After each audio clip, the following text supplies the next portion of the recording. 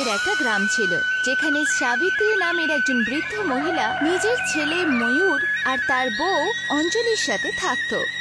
সাবিত্রী কাপড় সেলাই করার কাজ করত, আর গ্রামের সব মানুষেরা বিয়ে হোক বা কোনো অনুষ্ঠান নিজেদের কাপড় ওনার থেকে সেলাই করাতো। সাবিত্রী নিজের বৌমা অঞ্জলিকেও সেলাই শিখিয়েছিল, কিন্তু ওর থেকে কেউ কাপড় সেলাই করতো না। একদিন অঞ্জলি নিজের বরকে বলল, আমার কাছে কেউই কাপড় সেলাই করতে আসে না, সবাই শুধু মায়ের কাছেই কাপড় সেলাই করে। আমি জানি গিন্নি, কিন্তু এখন আর কি করতে পারি? তুমি সবসময় একই কথা বলতে থাকো। কতক্ষণ ভাবে আমি এইভাবে মায়ের ছাত্র ছায়ায় থাকবো? আমার একদম ভালো লাগে না। এমনিতেও ওনার কারণে আমাদের অনেক ক্ষতি হচ্ছে, কারণ উনি প্রত্যেক মাসে অনেক জামা কাপড় গরিবদের দান করে দেন। কথাটা তুমি ঠিকই বলেছো। যবে থেকে বাবা চলে গেছে তখন আমার কথা কেউ জিজ্ঞাসাই করে না। দূর, আরে আমার তো কোনো দামই নেই। যাকেই দেখি সে সব সময় মায়ের ব্যাপারেই জিজ্ঞাসা করে। আরে আমি করবো তো কি করবো? ওনাকে বাড়ি থেকে বাইরে বার করে দাও। এমনিতেও বাবা এই ঘরটা তোমার নামে করে দিয়েছিল। কিছুক্ষণের মধ্যে সাবিত্রী বাইরে থেকে হেঁটে ঘরে ফেরত এলো। ময়ূর আর অঞ্জলি ওনার এর জন্য অপেক্ষা করছিল। যখনই সাবিত্রী ঘরে প্রবেশ করলো আর দেখলো ওরা দুজনে ওকে দেখছে। কি হয়েছে বাবা, এইভাবে দেখছো কেন? কিছু কি হয়েছে? মা, বাবা এই বাড়িটা আমার নামেই তো করে গিয়েছিল না? জানি বাবা, কি হয়েছে বলো। আমি চাই যে তুমিও না একটা কথা বলার জন্য এতবার তোতলাচ্ছ। মা, আমরা চাইছি যে এবার এই ঘরে শুধু আমরাই থাকবো। দয়া করে তুমি এখান থেকে যেতে পারো। কিন্তু মা, আমি এখন কোথায় যাব? এই বাড়ি ছাড়া তো আমার কাছে আর কিছুই নেই। আমি জানি না, তুমি এখান থেকে চলে যাও তো। সাবিত্রী নিরাশ হয়ে ঘর থেকে বাইরে বেরিয়ে এলো। উনি বুঝতে পারছিলেন না যে উনি কোথায় যাবেন, কি খাবেন। উনি একটা ঘরে গিয়ে খাবার চাইলেন। কেউ আছে ভেতরে? কিছু খাবার থাকলে দয়া করে আমায় একটু দিয়ে দিন। সাবিত্রীর আওয়াজ শুনে ঘরের ভেতর থেকে একজন মহিলা বাইরে বেরিয়ে এলো। কাকিমা, আপনি ঠিক আছেন তো? আমি শুনলাম আপনার ছেলে আর বৌমা আপনাকে বাড়ি থেকে বের করে দিয়েছে। আমি আপনার জন্য খাবার নিয়ে আসছি। আপনি আমার বিয়েতে আমার বরের জন্য জামা সেলাই করেছিলেন, এইটুকু তো আমি আপনার জন্য করতেই পারি। ওই মহিলা ভেতরে গেলেন আর খাবার বেঁধে ঘরের বাইরে এলো আর সাবিত্রীকে দিয়ে দিল। তোমাকে অনেক অনেক ধন্যবাদ। সাবিত্রী খাবার নিয়ে সেখান থেকে বেরিয়ে এলো। হঠাৎ করে বৃষ্টি শুরু হলো। বৃষ্টি হওয়াতে উনি একটা গাছের নিচে আশ্রয় নিলেন আর কাঁদতে শুরু করলেন। হে ঈশ্বর, এটা আমার সাথে কি হচ্ছে? আমি এমন কি দোষ করেছি যার শাস্তি আমার পেতে হচ্ছে? আমি কি গরিবদের সাহায্য করিনি? আমি কি ক্ষুধার্তদের খাবার খাওয়াইনি? আমি কি যাদের দরকার তাদের সাহায্য করিনি? কিন্তু আমি জানি আপনি সব সময় আমার সাথে আছেন। এখন শুধু আপনি আমাকে নিজের কাছে নিয়ে যান। সাবিত্রী কাঁদতে কাঁদতে প্রার্থনা করছিল। তখনই হঠাৎ আকাশ থেকে ওর সামনে সেলাইয়ের মেশিন এসে পড়ল। সাবিত্রীর মেশিনকে দেখে অবাক হয়ে গেল। সেলাই মেশিন? সাবিত্রী আকাশের দিকে তাকালো। আপনাকে অনেক অনেক ধন্যবাদ। এইটুকু বলে বৃষ্টি বন্ধ হয়ে গেল। সাবিত্রীর ওই মেশিন এত হালকা ছিল যে উনি ওটাকে যে কোনো জায়গায় উঠিয়ে নিয়ে যেতে পারতেন। সাবিত্রী সেলাইয়ের মেশিনের উপর বসে ঘরের ব্যাপারে ভাবছিল। উনি সেলাই মেশিন চালাচ্ছিল, হঠাৎ করে সেই মেশিন থেকে একটা বাড়ি বেরিয়ে এলো, যেটা সুতো দিয়ে তৈরি ছিল। এটা তো জাদুকরি সেলাই মেশিন। এখান থেকে একটা ঘর তৈরি হয়ে গেল। এর দ্বারা আমি কত লোককে সাহায্য করতে পারবো। সাবিত্রী ওই বাড়িতে থাকতে শুরু করলো। আবার উনি গ্রামের লোকদের জন্য কাপড় সেলাই করা শুরু করে দিল।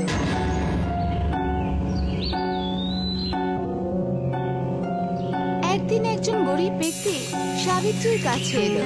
সাবিত্রী দেবী, আপনার বাড়ি তো দেখছি অদ্ভুত। আমার মাথার ওপরেও ছাদ নেই, কিন্তু আপনি যদি এরকমই একটা বাড়ি তৈরি করে আমাকে দেন তাহলে পরে আমি আপনাকে পয়সাও দিয়ে দেব। এর কোনো প্রয়োজন নেই, আমি তোমাকে এরকমই একটা বাড়ি বানিয়ে দেব। সাবিত্রী সেলাই মেশিনটা ঘরের বাইরে নিয়ে এলেন আর ওই ব্যক্তিকে সুতোর তৈরি একটা ঘর বানিয়ে দিলেন। আরে বাহ, আপনাকে অসংখ্য ধন্যবাদ। আপনি আমাকে এই বাড়িটা এত তাড়াতাড়ি তৈরি করে দিলেন। আমাকে এই বাড়িটা দেওয়ার জন্য আপনাকে অসংখ্য ধন্যবাদ। আমাকে ধন্যবাদ বলো না, ঈশ্বরকে ধন্যবাদ বলো। এই ঘরটা তুমি যে কোনো জায়গায় উঠিয়ে নিয়ে যেতে পারো। এই ঘর শুধু তোমার জন্যই। যদি অন্য কেউ ওঠানোর চেষ্টা করে তাহলে সেই ঘরও ওঠাতে পারবে না। যদি তাই হয় তাহলে আমি যেখানে যাব এই বাড়িতে আমি সঙ্গে করে নিয়ে যেতে পারবো। ওই ব্যক্তি সেই সুতোর ঘর উঠিয়ে নিজের সাথে নিয়ে গেল। আস্তে আস্তে সব লোকেরা সুতো ছুঁচের ঘর বানানোর জন্য সাবিত্রীর কাছে আসতে শুরু করলো। যাদের কাছে ঘর ছিল তারাও সুতো ছুঁচের ঘরের আশা করতে লাগলো। আর অন্যদিকে জমিদার নিজের চেলা চিকুকে ডাকলো। আগে মালিক, বলুন না, কোনো সমস্যা হলো নাকি?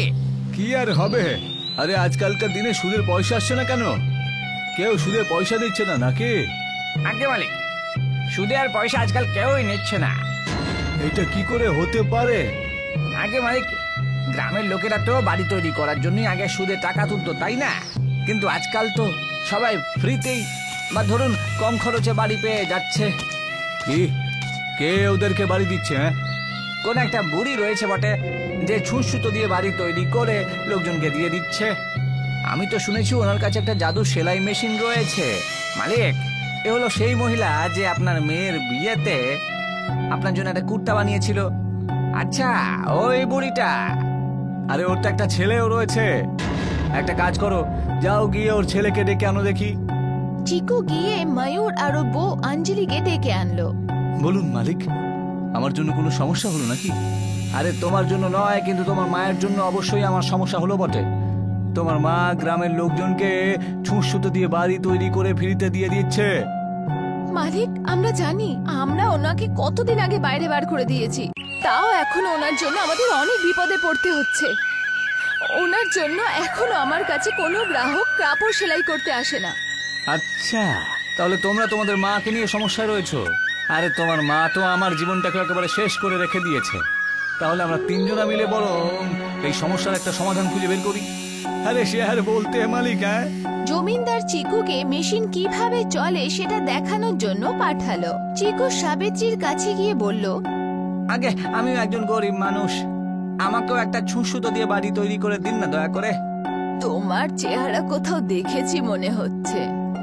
না না মাসিমা, আমি তো একজন গরিব মানুষ, আমার কাছে থাকার মতন তো কোনো জায়গা টাইগা নেই। সাবিত্রী চিকুর জন্য ঘর বানাতে শুরু করলো। সাবিত্রী ঘর কিভাবে বানাচ্ছিল চিকু সেটা দেখে নিল। চিকু জমিদারের কাছে গিয়ে সব খুলে বলল। তাহলে এইভাবেই তৈরি করেন ওই বুড়ি সুতোর বাড়ি। ওই সেলাই মেশিন যদি আমার হাতে চলে আসে না, তাহলে আমি অনেক বড় লোক হয়ে যাব। মালিক, আমাকে যেন ভুলে যাবেন না। আসলে ওই সেলাই মেশিনটা তো আমার মায়েরই, সেই হিসেবে তো আমারও কিছু না কিছু পাওয়া উচিত, তাই না? মায়ের পরে আমি সেলাই মেশিন খুব ভালোভাবে চালাতে পারবো। আচ্ছা ঠিক আছে ঠিক আছে, পালে যখন বাঘ পড়েছে সবাইকেই তো ধরতে হবে। যখনই রাত হলো, জমিদার, ময়ূর আর অঞ্জলি তিনজনে সাবিত্রী সুতোর বাড়িতে এলো আর দেখলো যে সেলাই মেশিন দরজার মধ্যেই রাখা ছিল, আর সেলাই মেশিন দরজার সামনেই রাখা ছিল, আর সেটা নিয়ে বাইরে পালাতে শুরু করলো। হঠাৎ করে সেলাই মেশিন ভারী হতে শুরু করলো। মালিক, ভালো করে ধরুন, এই সেলাই মেশিনটা নিচে পড়ে যাবে কিন্তু। আপনি একটা সেলাই মেশিন ওঠাতে পারছেন না? হঠাৎ করে সেলাই মেশিন নিচে পড়ে গেল। আরে এর ওজনটা হঠাৎ করে এতটা বেড়ে গেল কিভাবে? একটা কাজ করি, আমি এই সেলাই মেশিনটাকে চালাচ্ছি, আর এটা দিয়ে বড় দুটো মহল বানাবো, আর সেটাকে আমরা উঠিয়ে নিয়ে চলে যাব। বাহ অঞ্জলি, তোমার মাথায় তো দেখছি বেশ বুদ্ধি। অঞ্জলি সেলাই মেশিনে বসে গেল, আর যখনই ও মেশিন চালানো শুরু করলো, হঠাৎই বড় সুতোর জেলে তারা বন্দী হয়ে গেল। আরে এসব কি হচ্ছে আমার সাথে? এসব সেলাই মেশিনের জন্যই হচ্ছে। যখন ওরা কথা বলছিলই সেই সময় চিকু আর প্রধান এসে পৌঁছালো। চিকু, তুমি এখানে কি করছো? আমি একজন খারাপ মানুষ, কিন্তু আমি কাপুরুষ তো নই। আপনি একজন ভালো মহিলার সাথে এমনটা কি করে করতে পারেন বলুন তো? অঞ্জলি আর ময়ূর, আরে তোমাদের দুজনের লজ্জা হওয়া উচিত। আরে নিজের মায়ের সাথে এমনটা কেউ করে? আর জমিদার, অন্যকে কষ্ট দিয়ে নিজের সুখে থাকাটা একজন দুর্বল আর লোভী মানুষেরই লক্ষণ হয়। প্রধান, আমি তোমার বন্ধু, আমাকে ক্ষমা করে দাও। হ্যাঁ মালিক, আমায় ক্ষমা করে দিন। এই সব কিছু করার জন্য আমাকে আর আমার বউকে এই জমিদারই বলেছিল। জমিদারের থেকেও তোমরা দুজন অনেক বড় অপরাধী। আরে তোমরা তো নিজের মাকেই বাড়ি থেকে বের করে দিয়েছিলে, তাই না? তোমাদের তিনজনকে গ্রাম থেকে বের করে দেওয়া হচ্ছে। তিনজনকে গ্রাম থেকে বেদখল করে দেওয়া হলো, আর সেলাই মেশিন আবার সাবিত্রী দেবীকে ফেরত দিয়ে দেওয়া হলো। আর উনি আগে আরো মানুষদের ছুট সুতো বাড়ি বানিয়ে দিতে শুরু করলো।